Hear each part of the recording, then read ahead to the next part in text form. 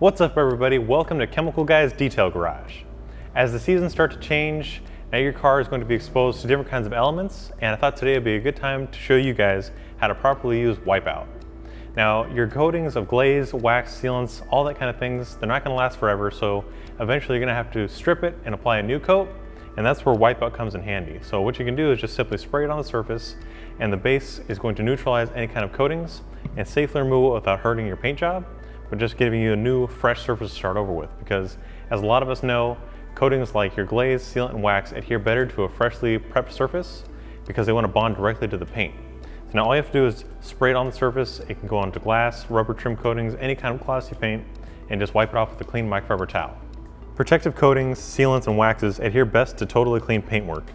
The advanced cleaning formula of wipeout strips old wax, sealant, used polish, oil, and grease to completely expose the surface. During paint correction, used polish can hide unrepaired scratches and swirls. So spray wipeout onto the surface after polishing to remove residue and clearly inspect your work. So there you have it guys. You see, it's as simple as that. Spray wipeout directly onto the surface and then wipe it off with a clean microfiber towel to expose fresh bare paint.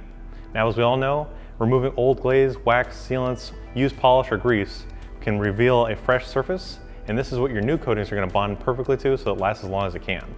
So if you guys want to learn more about this product, head over to our website, chemicalguys.com. If you like this video, be sure to give it a thumbs up. Don't forget to drop a comment down below on things you want to see. And as always, we'll see you guys next time right here in the Detail Garage.